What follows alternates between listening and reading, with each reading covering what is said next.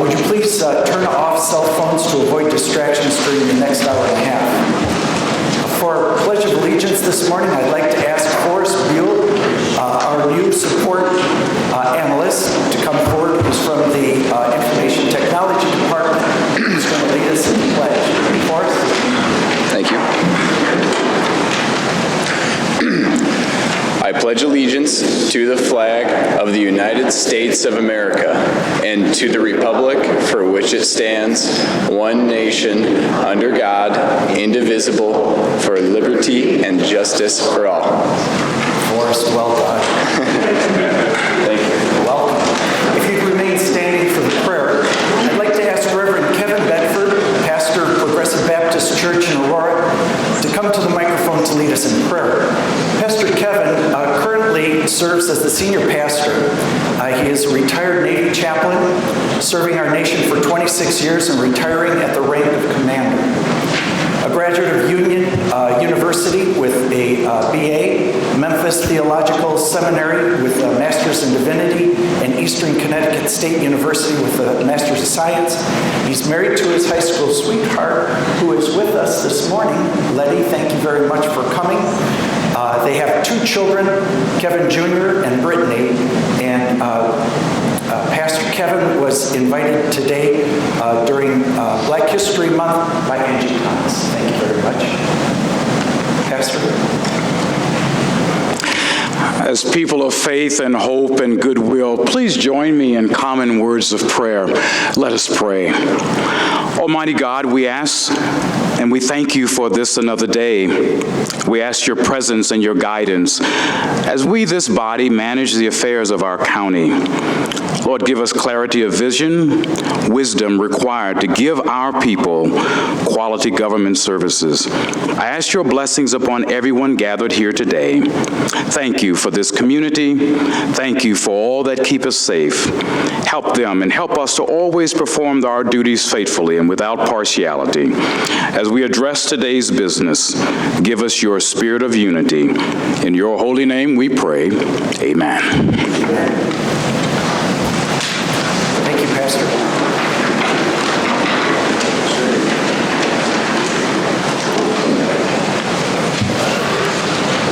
Okay, may I have a motion and a second to approve the minutes from the January 14th, 2020 meeting?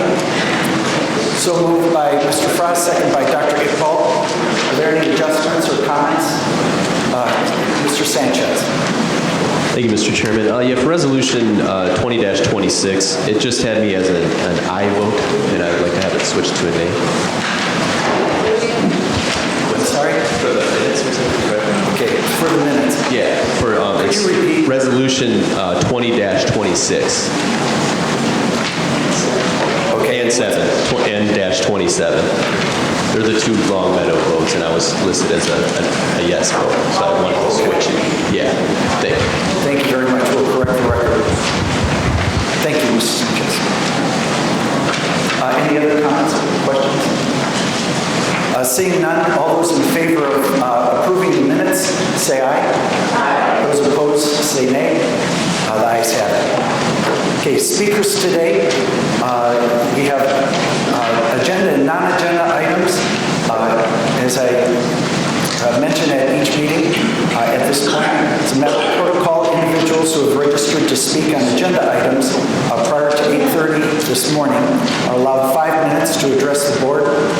Registered speakers on non-agenda items are allowed 3 minutes, with total public comment time limited to 30 minutes. We ask that speakers refrain from statements, remarks, or conduct that might become disruptive to the conduct of the county board, or which might cause disturbances. We have a number of speakers who had signed up for a zoning item. I'm going to defer those for when the zoning petitions are discussed to be taken in that part of the business. And then I believe that we have a speaker, Teresa Guerrero, who's requested to speak for the League of Women Voters in recognition of the 19th Amendment. Ms. Guerrero.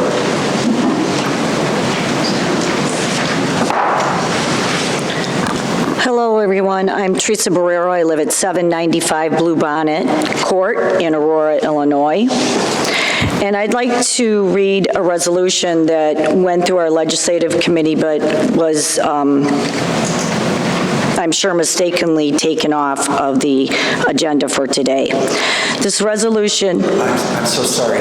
Ms. Burrow, will you be observing the 3-minute requirement that's read at every board meeting? yes, as long as I don't have too many interruptions, yes. We'll give you a full 3 minutes from here. Okay. Are you speaking this morning as a member of the board or as a political candidate?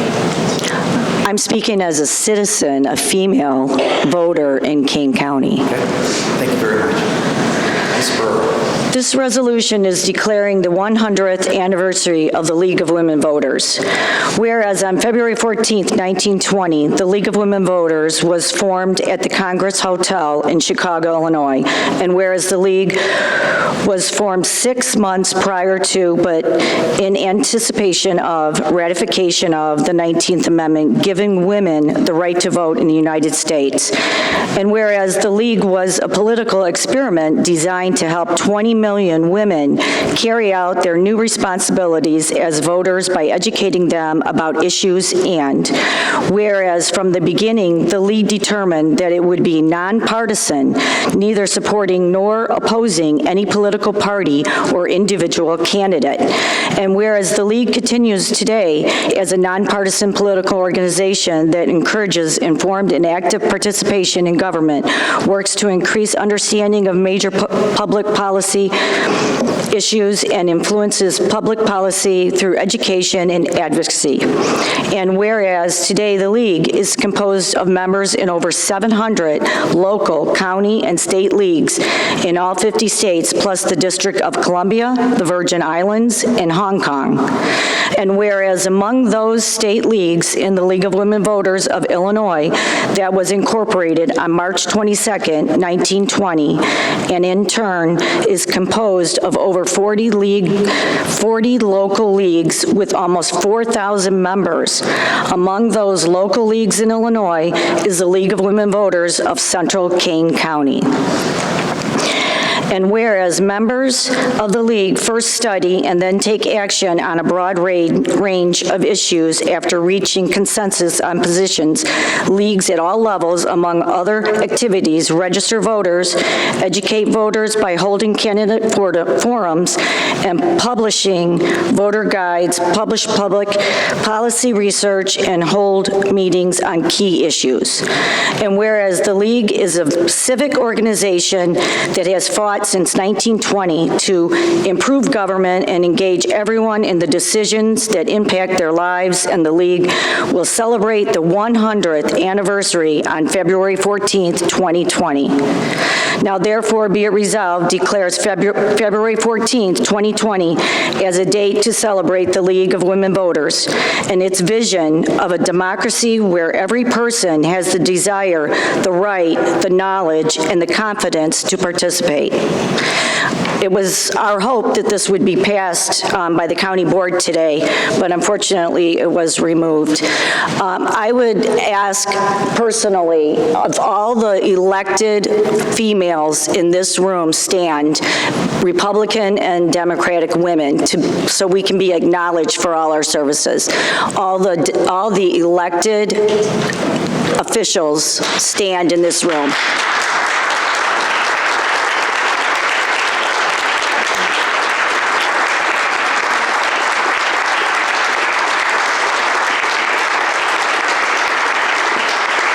Thank you. Thank you, Ms. Burrow. Presentations and discussions, I'll defer the short program and go straight to the zoning petitions. Mr. Martin, who is chairman of our development committee, I'd like you to rise and discuss and take us through the appropriate procedures to approve the zoning petitions on today's agenda, to consider those petitions. Thank you, Mr. Chairman. The first matter before us today is petition 4535, which we tabled last month for 30 days. And since that has occurred, we've had 3 or 4 changes in conditions that were proposed. We've had objections filed by neighbors, which would determine the amount of the vote. We've had a significant conversation, none of which has been reviewed by the committee prior to today, and I want to take this, I'm going to move that we take this off the table today and send it back to committee with the intention that the committee then refer it to staff at its next meeting to continue the negotiations with the developer and make an effort to resolve the pending disputes. So I move that we send this back to committee. Barb Winicki seconds. There are speakers, I believe, that were signed up to address this. You may do that at this point in time if you're so inclined. And they're not. Would the clerk please call the roll? Karen? Aye. Rivera? Yes. Harris? Yes. Ross? Yes. Hanson? Hernandez? Yes. Boccia? Yes. Nicole? Yes. Brennan? Yes. Titus? Yes. Kofi? Yes. Lewis? Martin? Yes. Molina? Yes. Hernandez? Yes. Shuffle? Yes. Garrett? Yes. Sturgis? Yes. Thomas? Yes. Lauer? Yes. Blackman? Yes. Motion is approved.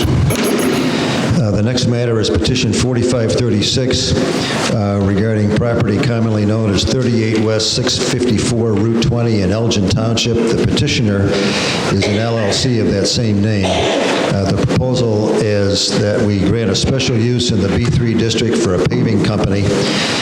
There were no objectors. There was no applicable regional planning commission jurisdiction. The zoning board recommended approval with 4 stipulations, which are set forth in the agenda. The Development Committee voted approval with those 4 recommendations, and subsequent to that action, the Kane County Department of Transportation negotiated an additional 5th stipulation with the petitioner, and I will read that for you. The petitioner shall widen the access driveway to a minimum 22 feet wide with an appropriate vehicle radius for a distance of 75 feet into the site so that 2 vehicles may pass safely while entering and exiting the property. The developer, the petitioner, has agreed to that, and we should, when we vote, consider that added as an additional condition to the approval. I move approval of the petition with the 5 appended conditions. Mr. Kenyon seconds. Is there any comment or question? Hearing none, would the clerk please call the roll? Allen? Aye. Rivera? Yes. Harris? Yes. Ross? Yes. Hanson? Hernandez? Yes. Boccia? Yes. Nicole? Yes. Brennan? Yes. Titus? Yes. Leonard? Lewis? Yes. Martin? Yes. Molina? Hernandez? Yes. Shuffle? Garrett? Yes. Sturgis? Thomas? Yes. Lauer? Yes. Blackman? Yes. Motion carries.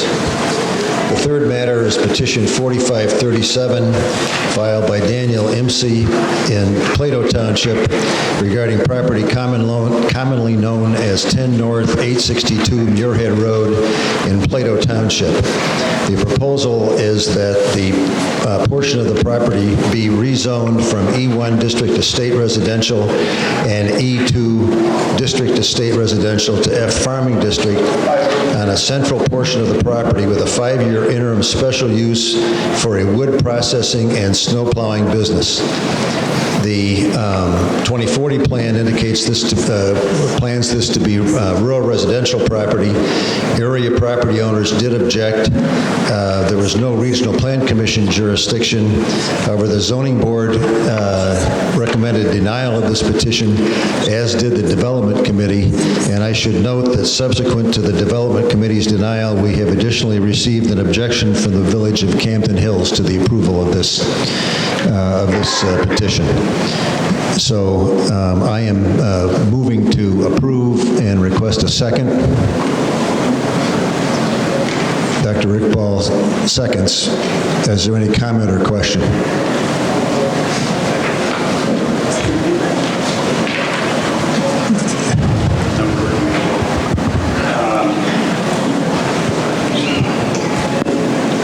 The zoning board moved to deny. Are you moving to deny? Well, procedurally, I have to move to approve. The history has been denial on this throughout the process. All right, thank you. So a vote to deny would be a no vote on the motion to approve. I'm going to vote no on this. It's an extremely intense use in a rural area from my observation. Thank you. Any other comments? Mr. Kenyon? I will be voting against this. It's the wrong place. They're not good neighbors, and this is a neighborhood, not an industrial park. So I have to very publicly to vote no. Any other comments or questions?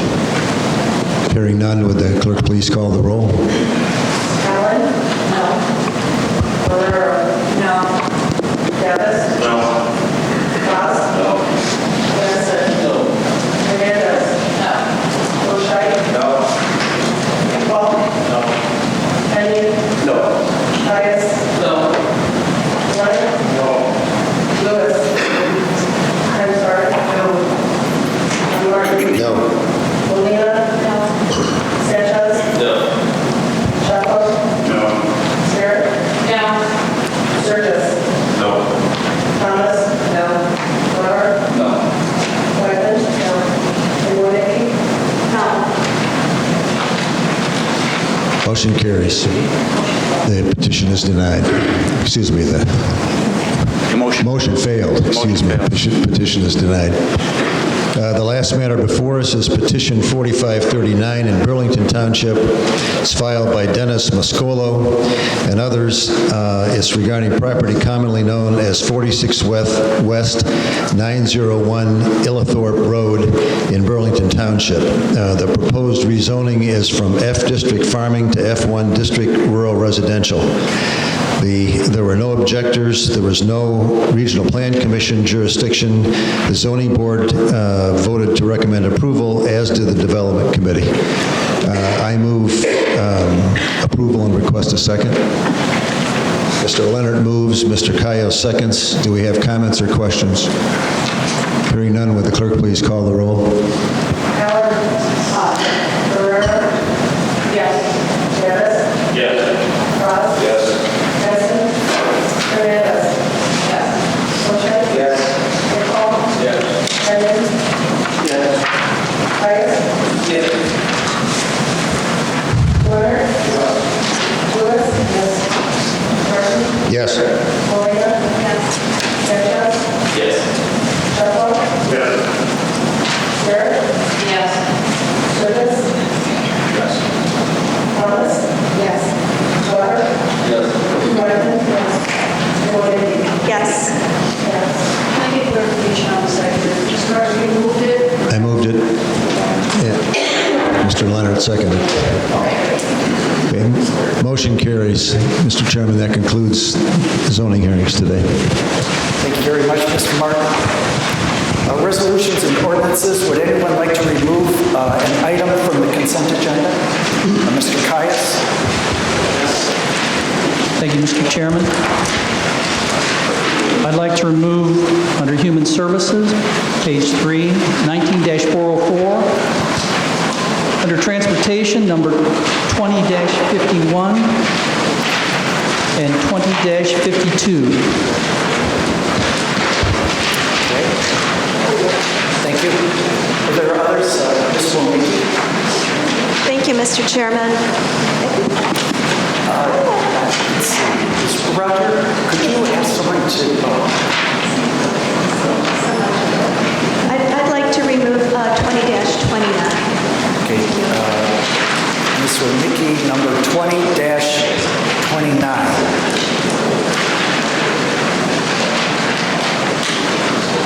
Okay. Any others? Ms. Thomas. Thank you, Mr. Chairman. I'd like to remove Resolution 19-404. Okay, that one's taken care of.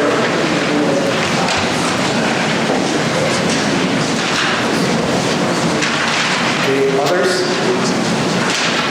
Seeing none, may I have a motion and a second to approve the consent agenda with the exceptions of 2029, 19-404, and 2051 and 52. So moved by Mr. Sanchez, second by Mr. Weber. Clerk, call the roll. Allen? Aye. Guerrero? Yes. Pettis? Yes. Ross? Yes. Hanson? Yes.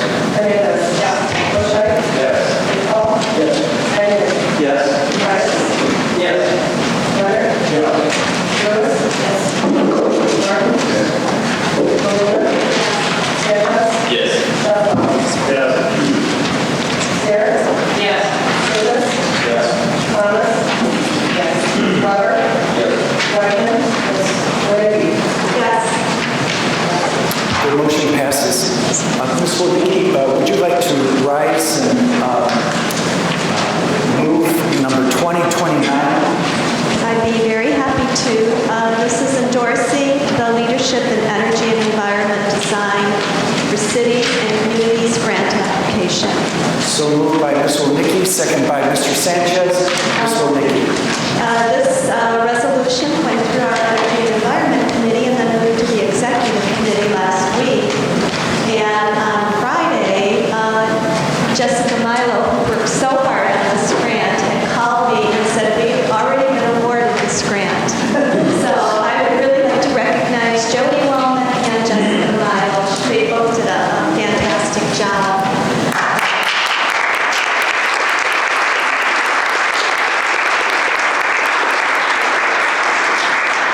So there are 6 parts to this award that we are receiving, and I will ask Jessica probably after the meeting if she would email all of you the 6 parts to this award. But I think this is just a great example for Kane County that the cities and townships and villages can follow. Thank you. Okay. Other thoughts or comments? Seeing none, clerk, call the roll. Allen? Aye. Guerrero? Yes. Pettis? Yes. Ross? Yes. Hanson? Yes. Hernandez? Yes. Butchlight? Yes. Paul? Yes. Henry? Yes. Price? Yes. Leonard? Yes. Lewis? Yes. Martin? Yes. Molina? Yes. Sanchez? Yes. Shuffle? Yes. Sarah? Yes. Surtis? Yes. Thomas? Yes. Glover? Yes. Whiteman? Yes. And Wade? Yes. Okay, motion passes. Mr. Caius and Ms. Thomas, would you like someone else to move and second number 19404? Or would you like to move it and second? Would you like to? Okay, you'd like to make a motion. Mr. Caius. Thank you, Mr. Chairman. I move that we send this resolution back to Human Services Committee to review, remove obvious errors in text and references, and route it through committee of the whole so that we can thoroughly review the document and discuss the significant changes that we will put into effect if we should pass this resolution. I do believe that so that's what I meant. Okay, could you give a couple of examples so that people would know what to... I'll second Okay, it. second.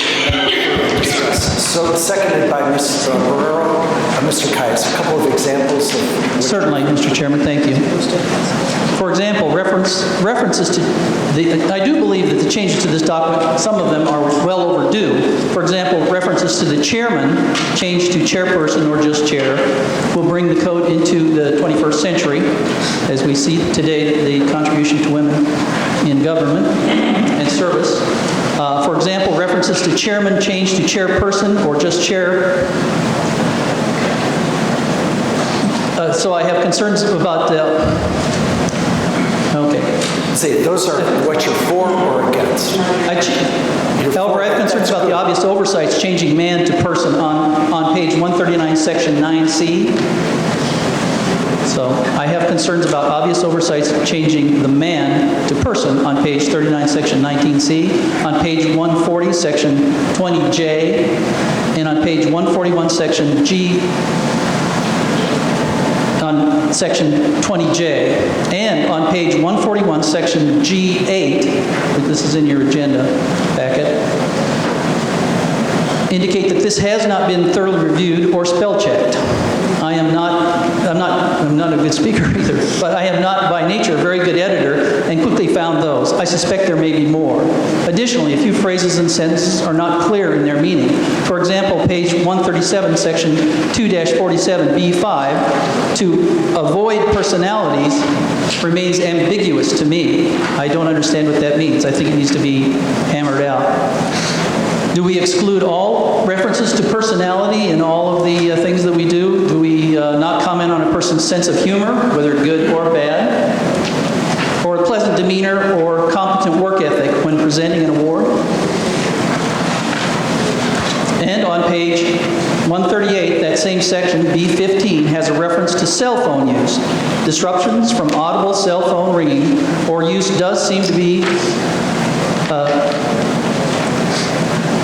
not appropriate to me, but cell phones are a vital tool as well. I have, during my attendance at almost every board meeting for the past 2 years, frequently used my cell phone to pull up agendas, locate geographical areas on maps, or even use it as a calculator, especially when the county Wi-Fi is down during meetings, which does occasionally happen. I believe there may be errors. There may be a conflict between section 19A at the same page where it requires notification to speak not later than Friday preceding the meeting, and section 20A on page 139 where a similar circumstance refers to 8:30 o'clock a.m. on the day of the regular meeting to have a request submitted. This may be okay, but I would prefer that we have thorough discussions to open the meetings to make sure that there are no conflicts. There may be also a reference error on page 139, 19B, where the reference to subsection B, 16A of this section does not exist. There is no subsection 16A.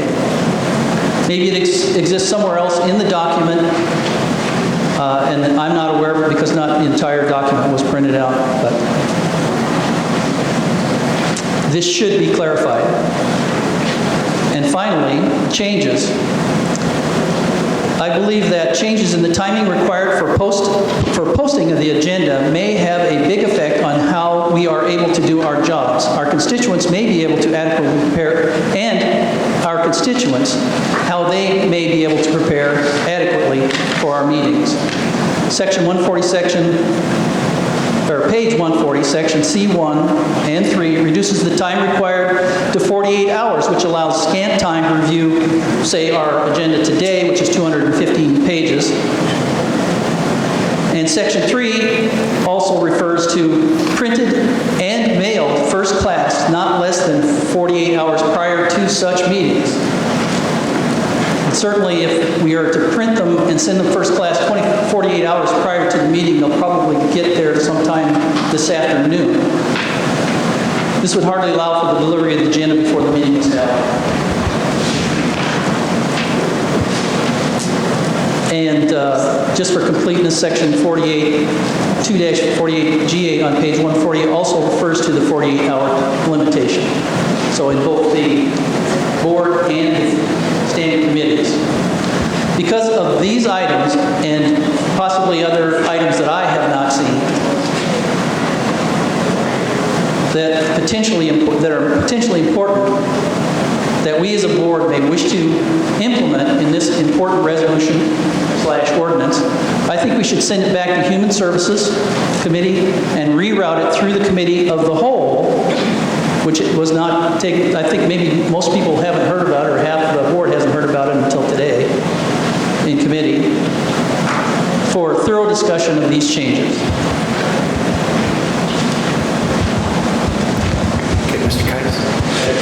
Other thoughts or comments?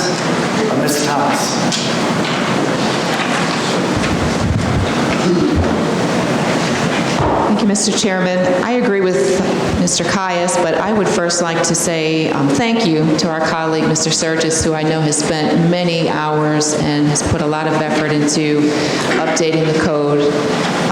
Having said that, I just have two main issues.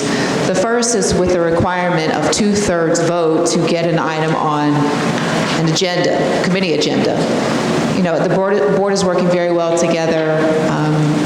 We're mindful of the need to kind of, talk issues through, move items forward, but the board is, constantly changing term to term, and I don't want to see important matters held up because, one party has a majority and refuses to move something forward. So at the committee level, I think it should be a simple majority to get an item on the agenda. I mean, you have to already wait 30 days to move it, so what's the harm in just getting it on the agenda, talking it through, and seeing where it goes from there?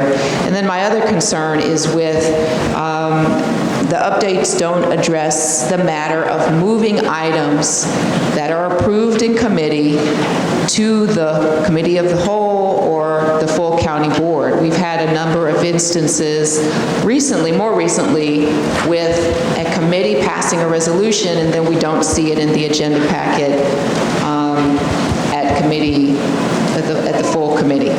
So I think we need to spend a little more time talking about the process for that. Thank you. Thank you, Ms. Thomas. Other thoughts, comments? Mr. Frost? Based on comments from my two colleagues, I would support the bill. I don't think this is a time-sensitive issue. It covers a lot of training. I would support the proposal. Mr. Surgis? Well, I guess, I think that trying to gather my thoughts, because Chris, I got to be honest with you, I really thought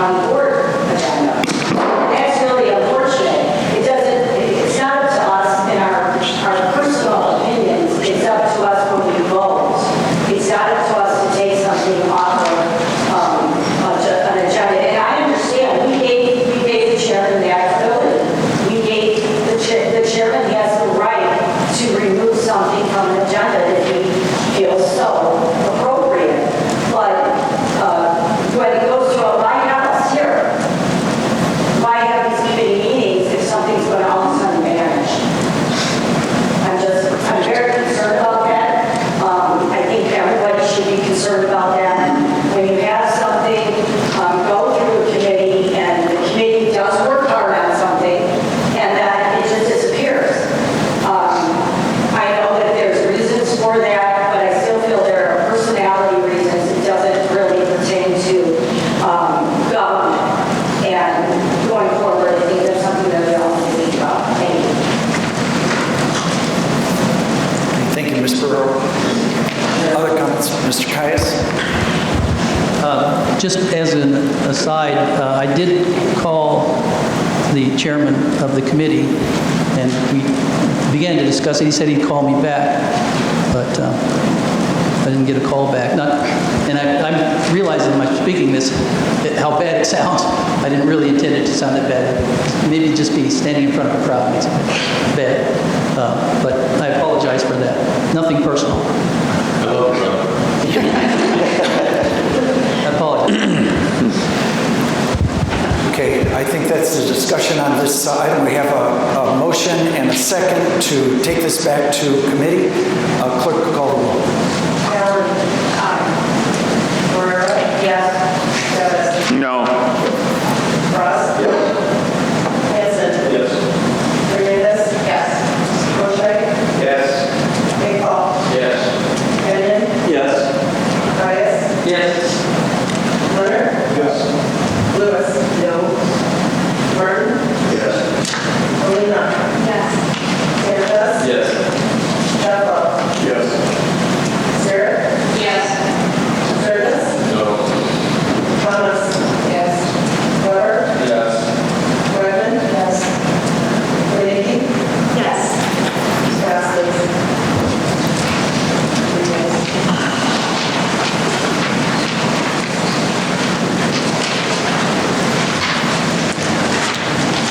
Okay, motion passes.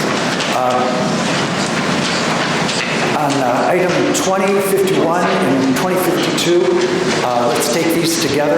May I have a motion and a second to discuss and potentially pass. So moved by Mr. Frost, second by Ms. Walnicki. Mr. Caius. Can we do these separately? 51 and 52. Would that be okay with the person who's making the motion? Okay, so let's see. Okay, so it's all right with Mr. Frost and Ms. Walnicki. Is it all right to take them separately? So we'll take them separately. Number 2051, Mr. Caius. Thank you, Mr. Chairman. Long Meadow Parkway project is an interesting mix of contradictions. It is a large four-lane road and bridge that crosses my district 23 from east to west. It is a contradiction in that it is a large four-lane road. It's built for a lot of traffic but has no commercial businesses along it. It's a contradiction that it's a huge four-lane road that runs from a two-lane road in Huntley to a two-lane road in Barrington. There's a contradiction that this road carves a huge gash through the hills of the West Fox River Valley, and it completely divides quiet neighborhoods and newly acquired and potentially pristine forest preserves.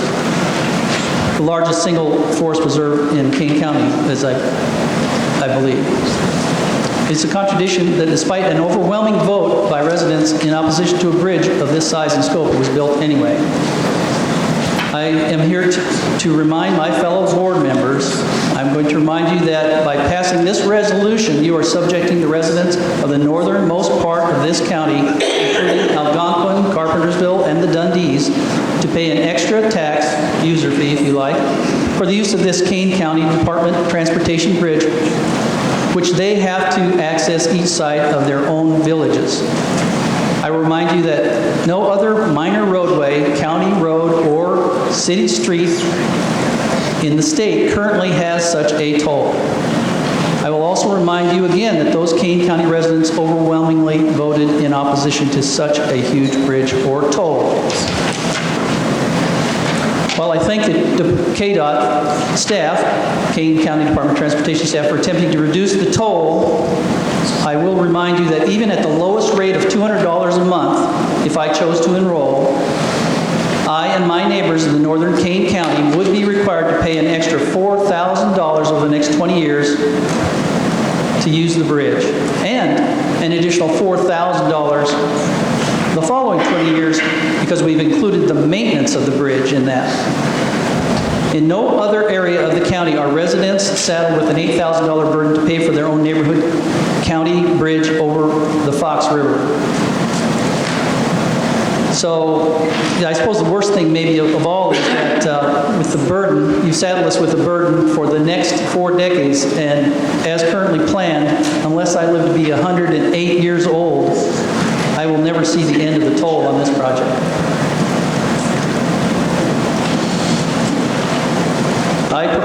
I wish to propose an amendment. I move that we send this ordinance back to committee to negotiate the complete removal of all tolls on the Long Meadow Parkway Bridge for residents of Kane County. Okay, I believe that, okay, so you're making a motion to amend the motion that's on the floor right now? That's correct. Do you have a second? Is there a second? Ms. Wegman seconds the amendment. Okay, discussion on the amendment. Mr. Caius.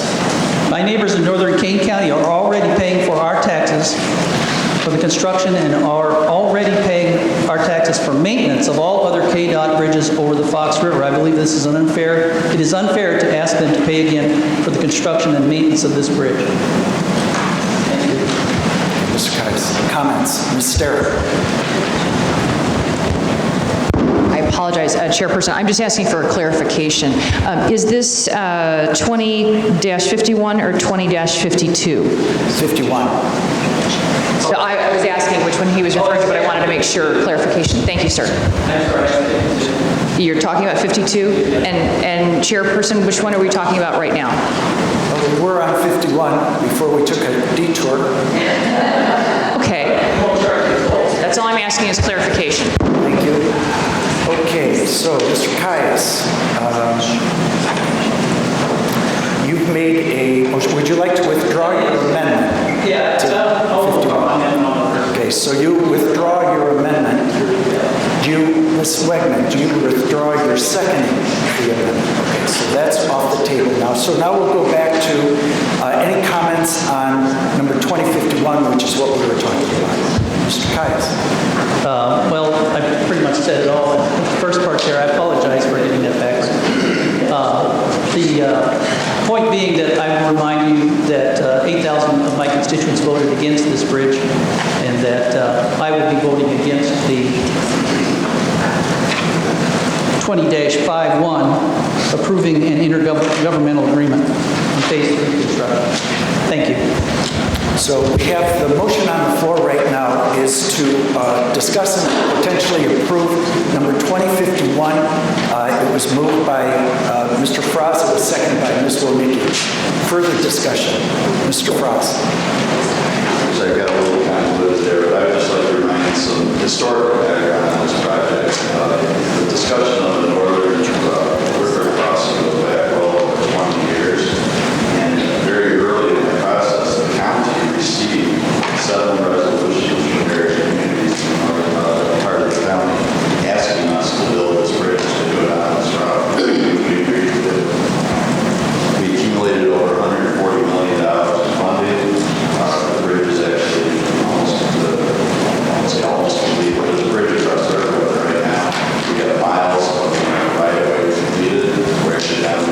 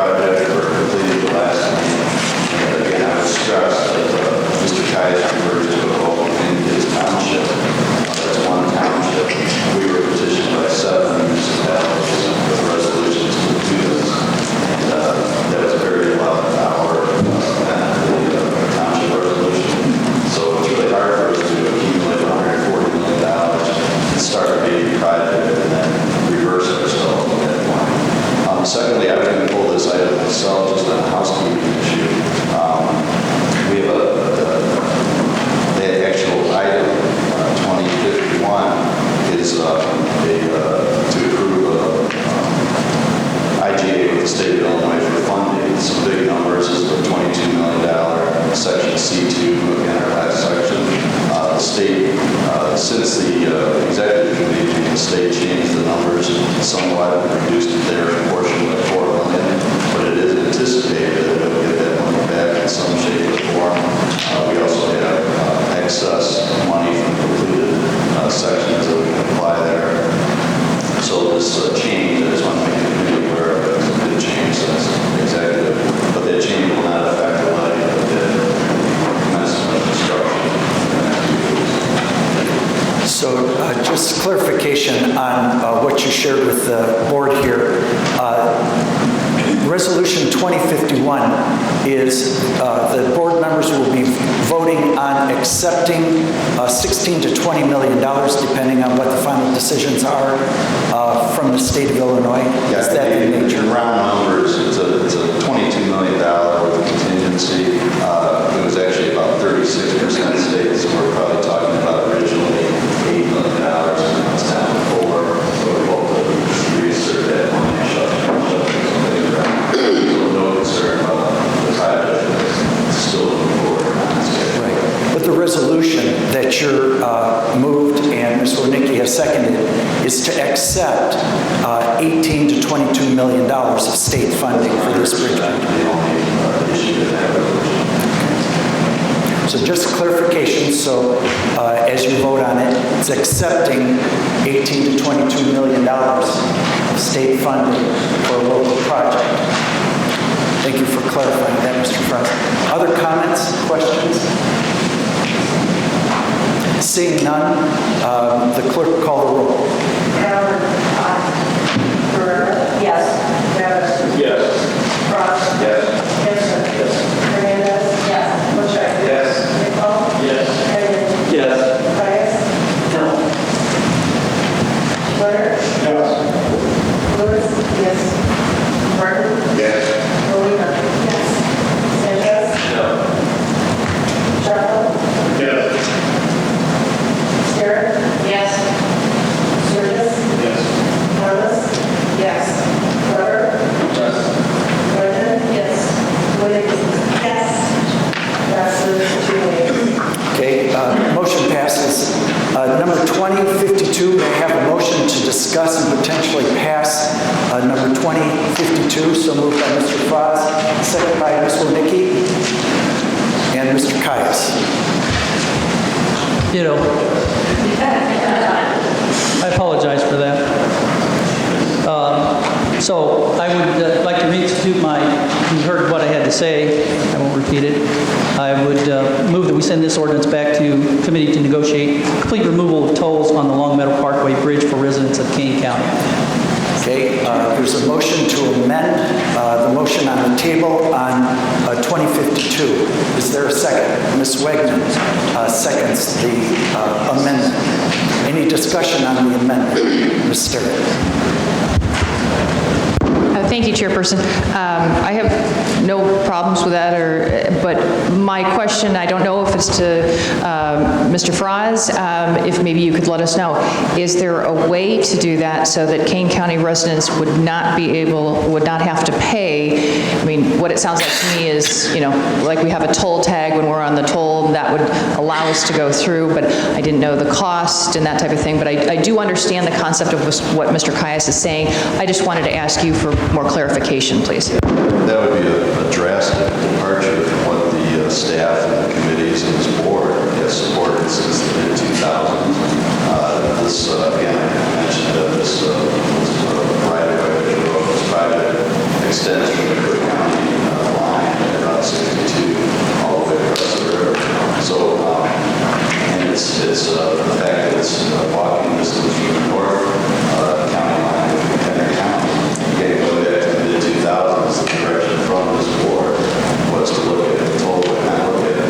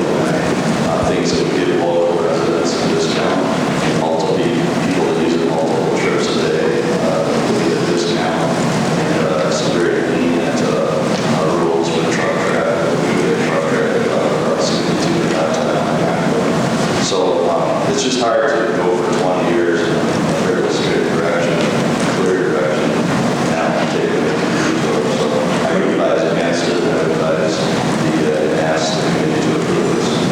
Okay, other comments or questions on the amendment? Seeing none, I'll ask the clerk to call the roll on the amendment to 2052. Allen.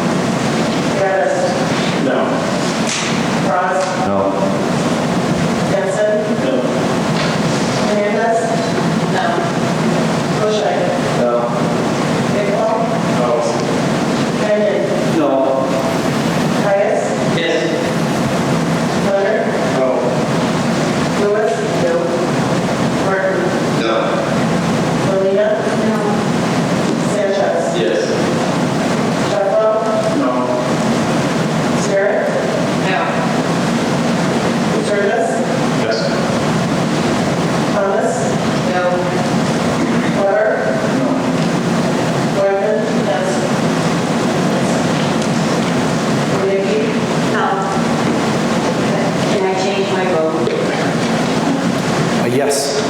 Is the voting still open? Yes, I'm going to change it to yes. Ms. Barrero changes her vote to yes. Okay, the motion fails. Okay, now we go to the motion itself. Yes, Mr. Kiles. Well, since that didn't work, I'm sorry, could you repeat, please? I said, since that didn't work, I move that we reword this resolution to apply tolls where legally possible in a similar amount to all other Kane County bridges that cross the Fox River in amount adequate to pay for the maintenance, so that we change the wording in the ordinance from not just Long Meadow Parkway Bridge, but to any bridge that's legally possible. Okay, you're free to make an amendment to a motion. Mr. Caius makes that amendment. Is there a second? Mr. Sanchez. Okay, discussion on the amendment, the second amendment to 2052. Is it recognized? Thank you. Some individuals may consider this amendment to be the product of a perverse sense of humor, but I assure you that I am serious. I believe that all my fellow residents of Kane County should shoulder their responsibility of paying user fee to cross their town on their own Kane County roads. I know I have the support of at least one state senator in this matter, and I quote my state senator, Dan McConkey, who says that the people that use the bridges should pay for the bridges. I hope that all of you, my fellow board members, will support this amendment so that your neighbors can help carry their fair share as well. Because, as Mr. Frost said, McHenry County may be paying a large part of it. Our county and our residents there will still be paying. You're asking us to shoulder a bigger burden on our bridge that the rest of the county isn't responsible for. So, Mr. Caius, you're proposing that we add tolls to all bridges in Kane County, is that correct? Where legally possible, to allow we're passing an ordinance that says we allow tolling on, if you read it, it says we allow tolling on the Long Meadow Parkway Bridge. I propose that we change that wording to include all other bridges, any bridge that's legally possible that crosses, it's a county bridge across the river, so that there is a toll charged on the other bridges as well. Yes. Okay. I'm trying to get clarification, succinct clarification, so that people can make an informed vote. So it would be a user, since we're doing a user fee, a toll would be a user fee.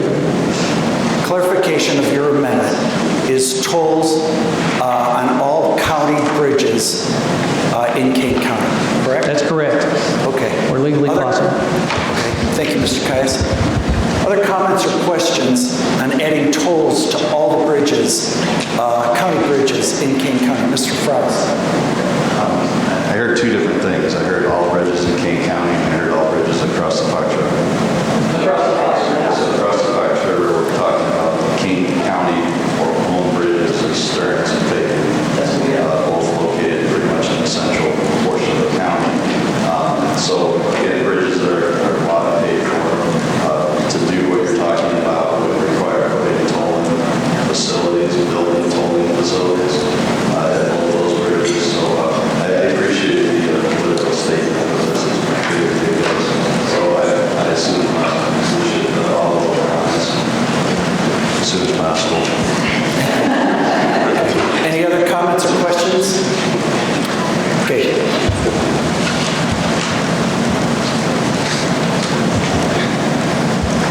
At first, I gave this proposal a description of coming from a perverse sense of humor as Mr. Caius.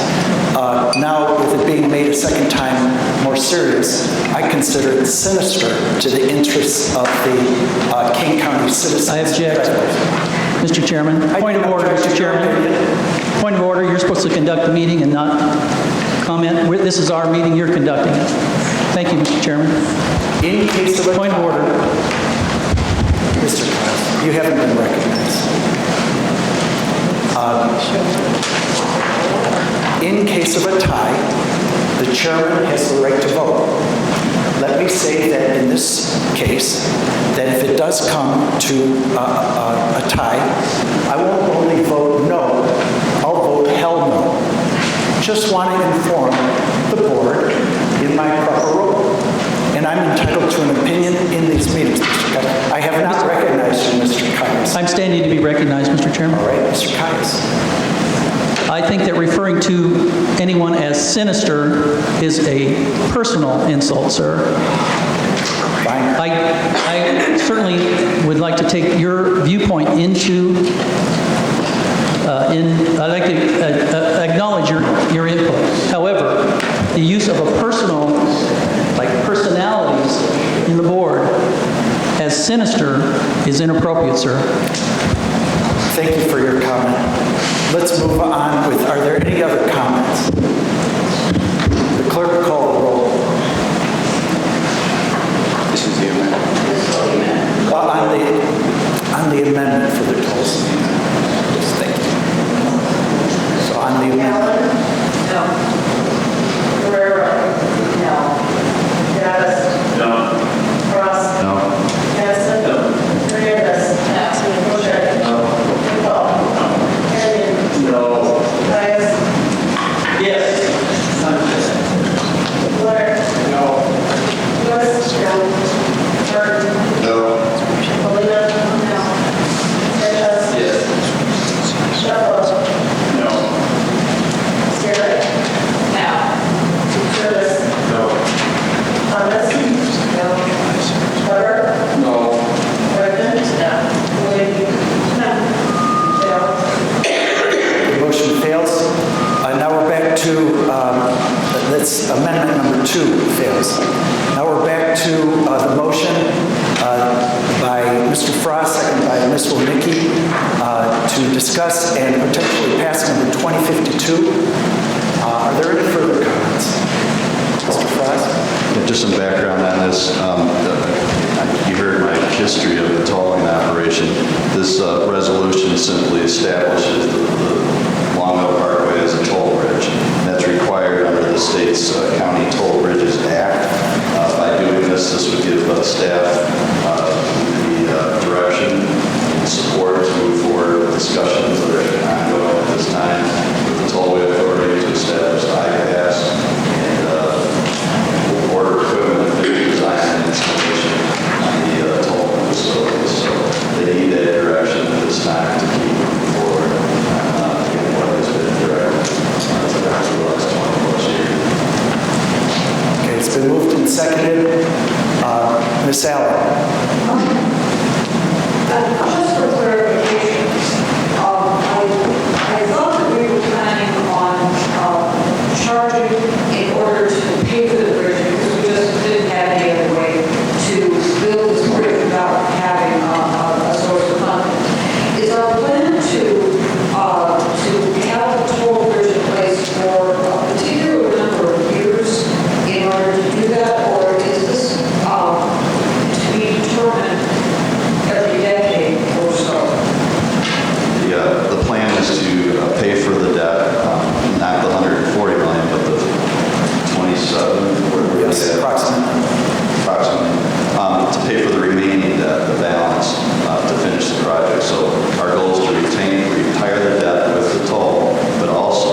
establish a fund, a reserve money that at some point will become self-fulfilling with interest to pay for the perpetual maintenance of the bridge. So paying off the debt and maintaining the bridge in the future.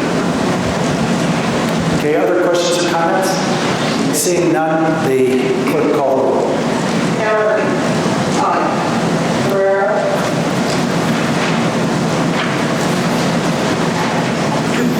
Yes. Perez. Yes. Ross. Yes. Hanson. Yes. Davis. Yes. Bojai. Yes. April. Yes. Bennett. Yes. Caius. No. Turner. Yes. Lewis. Martin. Yes. Molina. Sanchez. No. Shuffle. Yes. Garrett. Yes. Sturgis. Yes. Thomas. Yes. Weber. Yes. Griffin. No. Maybe. Yes. Passes 4 days. Okay, motion passes. Thank you very much. Now, may I have a motion and a second to approve Resolution 2057 repealing Section 2-196A of the Kane County Code and replacing it with a new Section 2-196A, depositories for funds of county treasurer collector.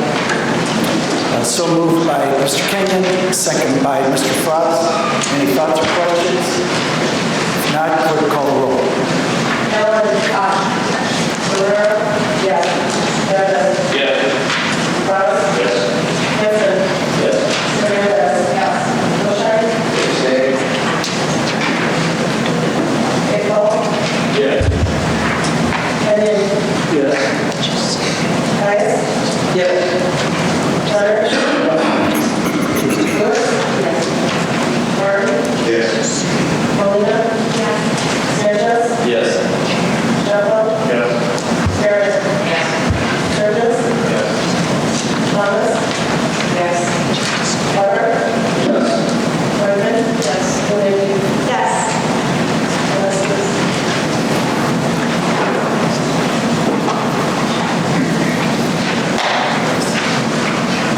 Okay, the motion passes.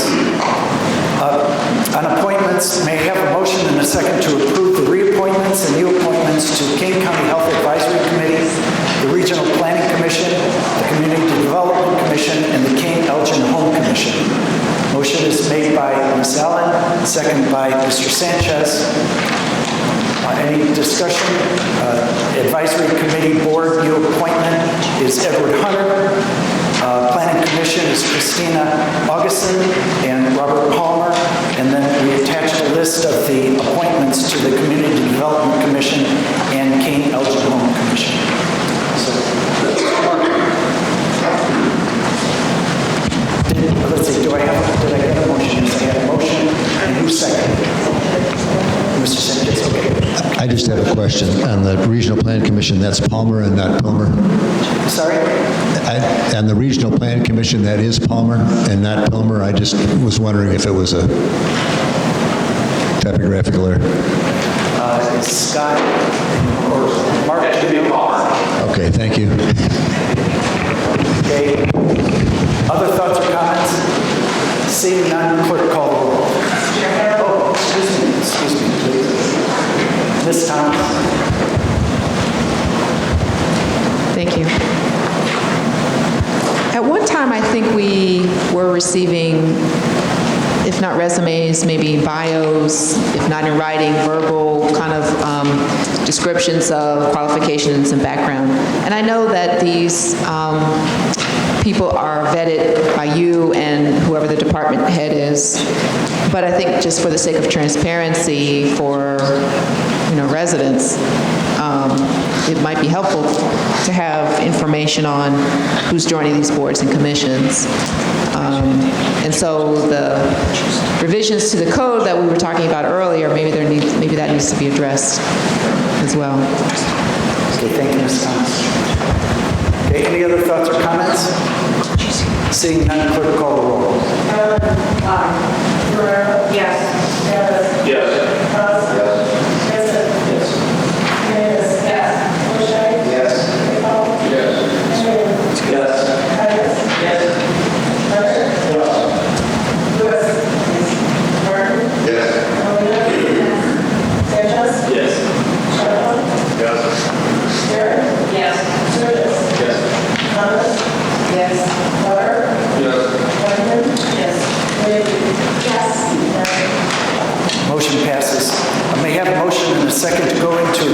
session to discuss personnel, settlement claims, and pending litigation.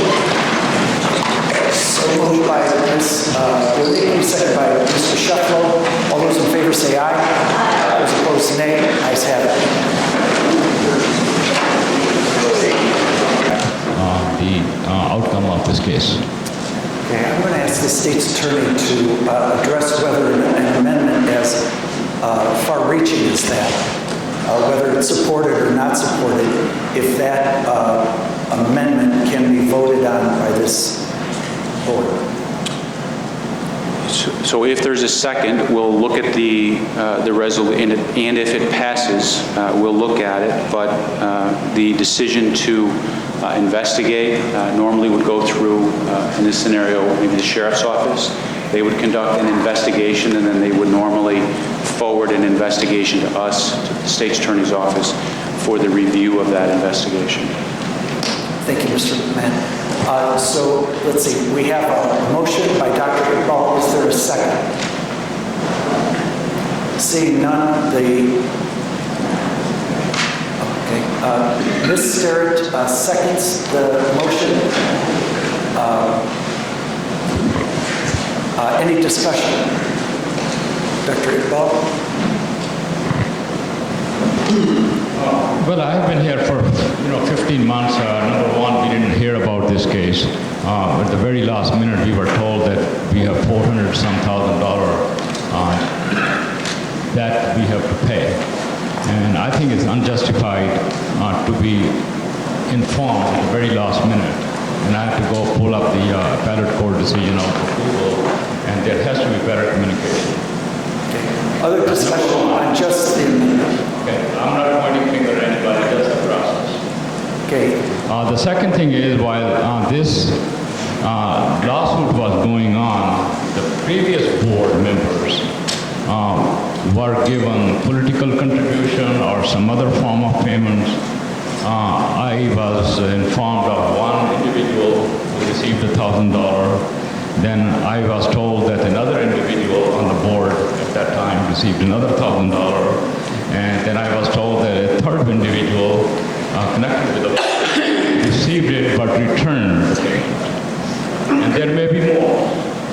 Okay, is this on the amendment, or would you like to have this be on the discussion? This is the discussion portion. No, but on the amendment. I'm addressing the amendment, the background for the amendment. Okay. Okay. So that's why I said it should be investigated. I'm not familiar with the process, whether it should go to the sheriff's office or the civil division. I am not familiar with the process. Understood. Thank you, Doctor.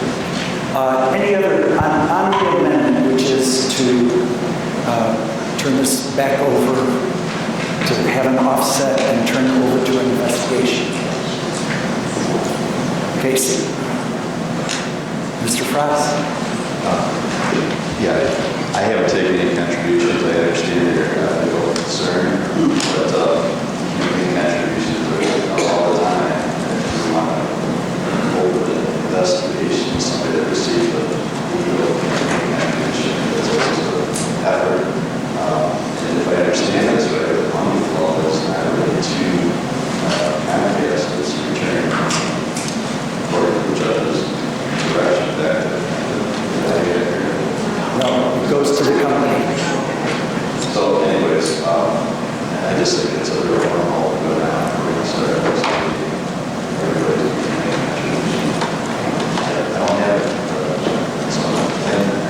Okay. I will address that when it comes to the point that we're discussing the resolution. Any other thoughts on the amendment? Seeing none, the clerk call the roll on the amendment. Guerrero? No. Davis? No. Ross? No. Bushard? No. Iqbal? Yes. Kane? No. Rice? No. Leonard? No. Lewis? No. Martin? No. Molina? No. Sanchez? No.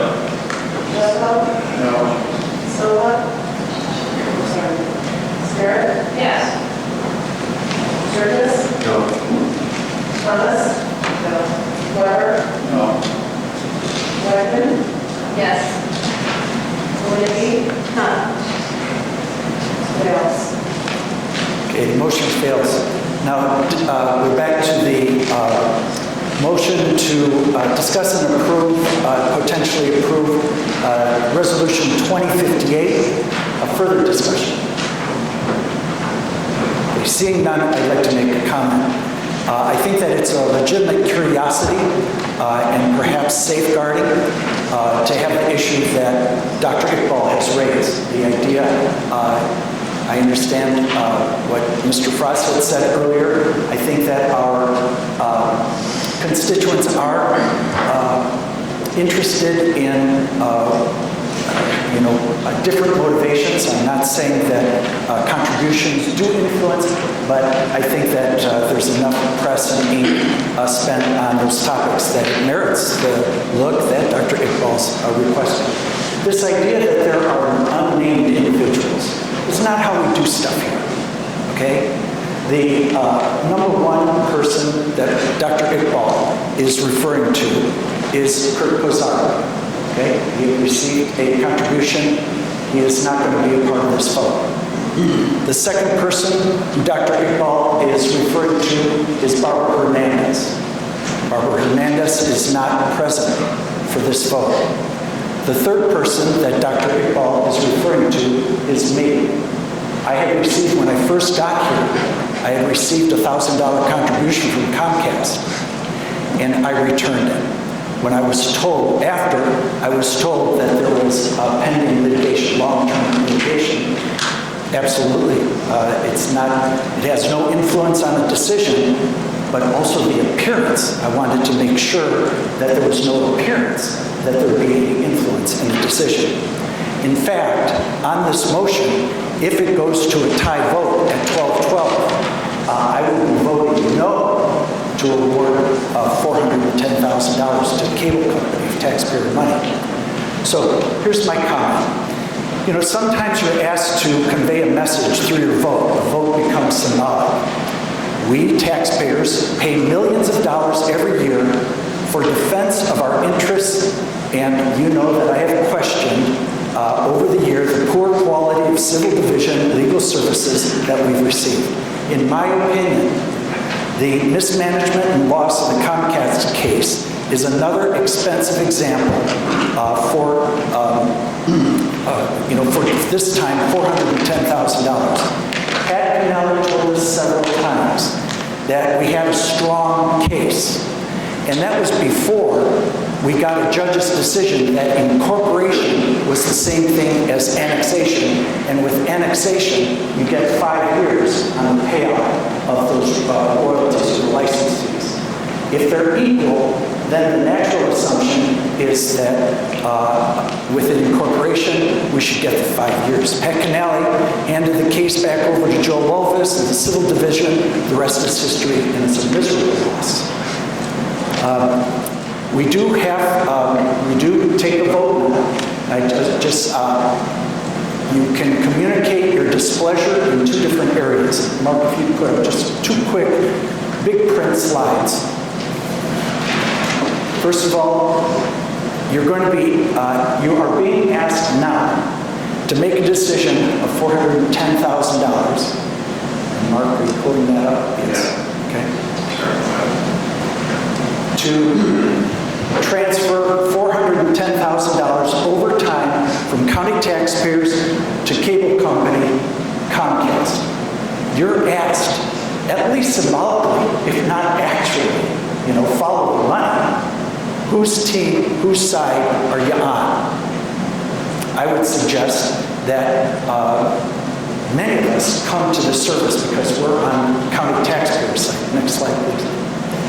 The second reason why I think that it's important that you're going to be conveying a message through your vote and it becomes symbolic is that at some point this board has to say, enough is enough. Are you going to roll over again on the risk management? The risk management that we get here is so bad that 47 insurance companies, check with Cliff Surges, check with Bill Leonard, 47 insurance carriers have now said, no, you keep your money.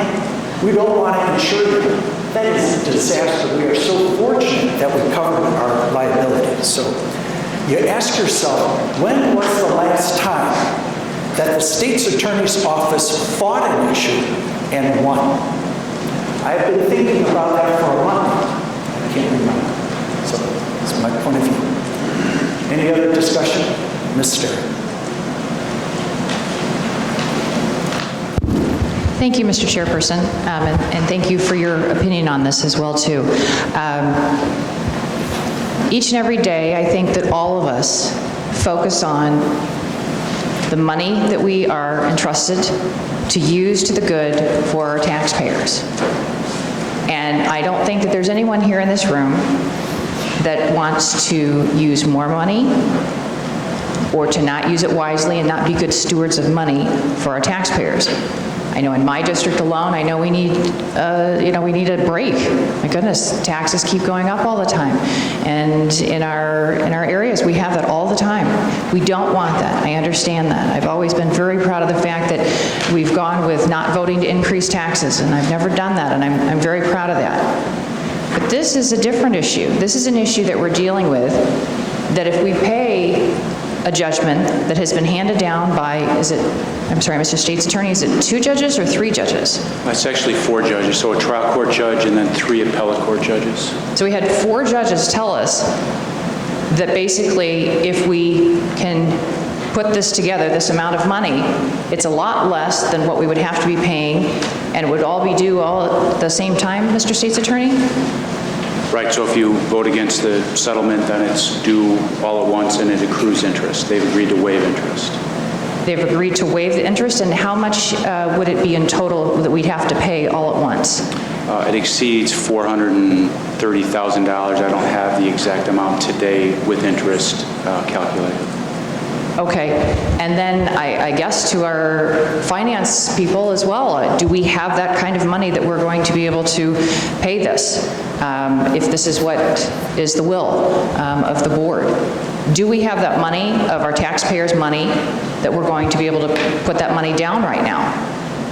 And if not, deferred payments, just like something we discussed earlier, but deferred payments where you don't have to put it all, and essentially you can, get interest in other areas and make money and not have it all go on the taxpayers at once.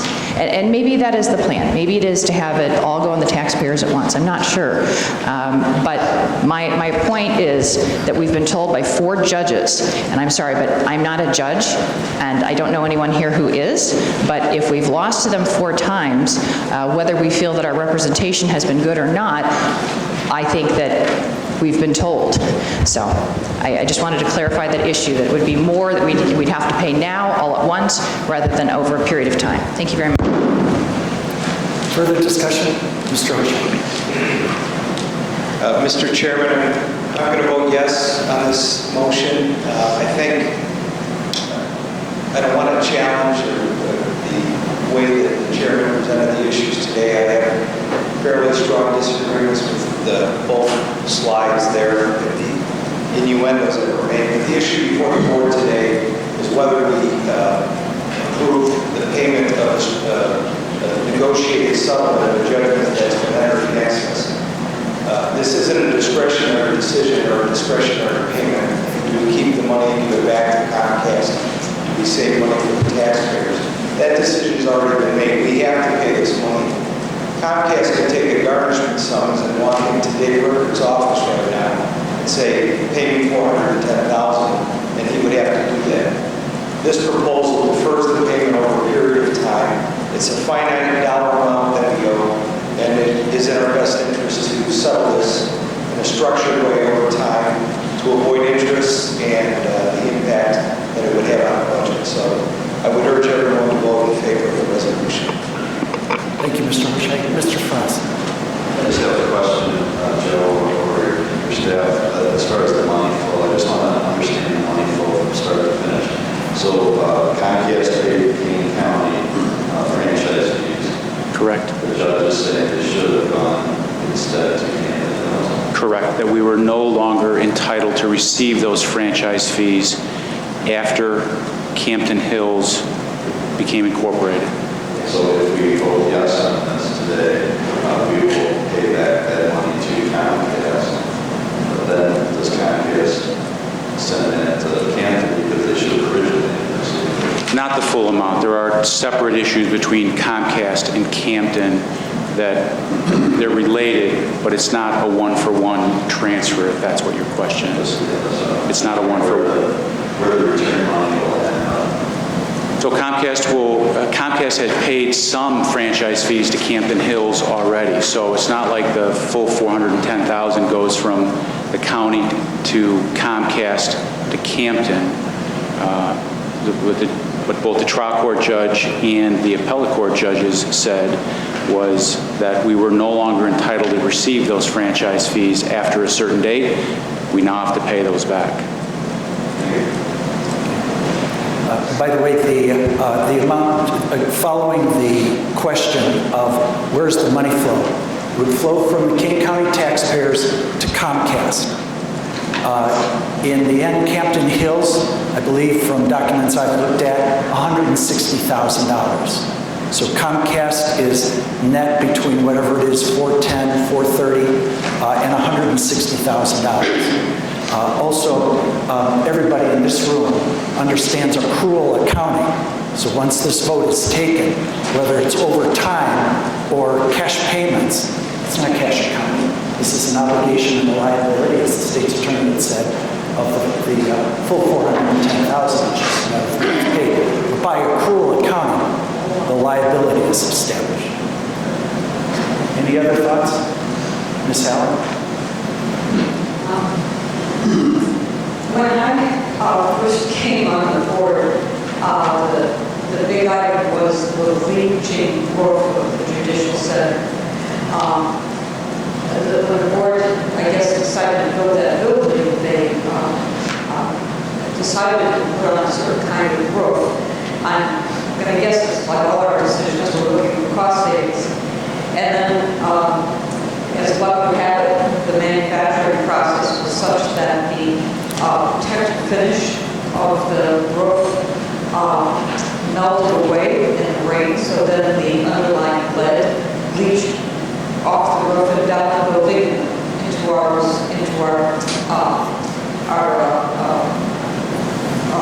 pool of water and out of the water and across the road and into some Geneva soil. So we had the expense of not only replacing the roof, but cleaning up that whole mess. And we went after that company to try and get that money back that we got. So we got some of it back, but we certainly weren't made whole. And as I was watching the processes here in the county, we were frequently being told we get sued for things, and rather than go through depositions and court reporters, and it's a savings to just settle rather than to try and fight. So we're always trying to assess whether we want to draw a line in the sand and fight about it, or whether we're just going to give it a settle because it's cheaper. And what's helpful is that we have a third-party claims organization that comes in and tries to assess that for us. I think it's very useful. How many times have you heard this is a nuisance case? So do I have your permission to negotiate up to $1,000 or up to $5,000 in order to get rid of it? Or this is a workman's comp case and they're asking for a whole leg and we think it's a part of the leg. But we're given those, that background information on why it's worth it to argue or whether it's worth it to not. Now, a hard one for all of us was maximum. And at one point, the board said, this is where we're going to draw a line in the sand. We have zoning rules in place that allow us to protect our citizenry and our policies. And so we are voting to say to the mass organization that they do not fit here. And then when they sued us, we ended up hiring a law firm and capitulating the line of the sand has kind of disappeared. So I guess it's just maybe peevishness, but I just would like us to think more about when it's worth having an argument. Now, here's the case where Comcast pays, and now they're asking for the money back. And depending on the reading of the statute, the judge said, you're right, you're entitled to 5 years by interpretation and incorporation to being the same thing. So you're entitled to 5 years. So I think if we had made our arguments more, if we had made our arguments over our 14-year lawsuit differently, maybe we could have come out of it months, and it's just annoying to have to think that we're always covering other people's mistakes. Thank you, Ms. Sullivan. Are there any other thoughts or questions? Ms. Wooding? Thank you, Mr. Chairman. I'll be very brief. When the village incorporated, so this is the village of Canton Hills, not Canton Township. There's still a portion of Canton Township that is not incorporated. But this whole issue is between the village of Canton Hills, Comcast, and the county. Yeah, I have to think about what John said. You're kind of making the village look like the bad guy, John. And I will say the village made, whether it was Pat County's term or the state's attorney, the village made it known that this issue was going forward. It should have been different. That the village of Canton Hill should have been receiving those funds from Comcast. And it just kind of dragged on over the years. And now virtually, as you can see, the appellate judge ruled in Comcast's favor and the village's favor, which proves the point that I'm trying to make.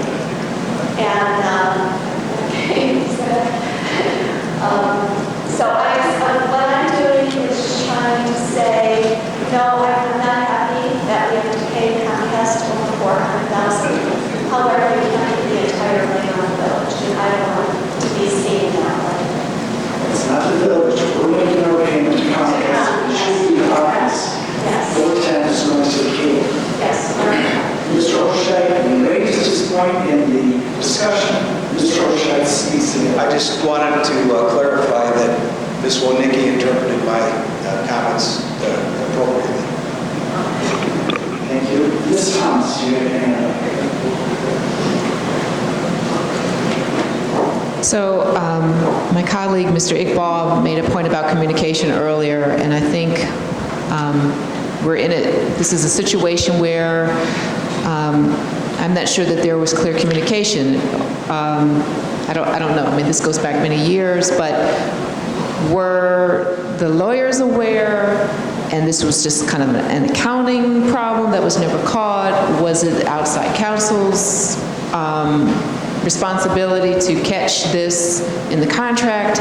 You know, we are where we are, which is between a rock and a hard place, and I will reluctantly be voting for this, for us to comply with the order, but I think going forward, whether it's for 2020 or if it's with the new state's attorney, this board, every board member, not just the Judicial and Public Safety Committee, needs to impress upon the state's attorney's office that we need a review of outside counsel. I mean, this, you know, we had issues, I believe, with outside counsel when it came to the CPAs. And so as our insurance companies, carriers review our claims, we need to be looking at the performance of outside counsel.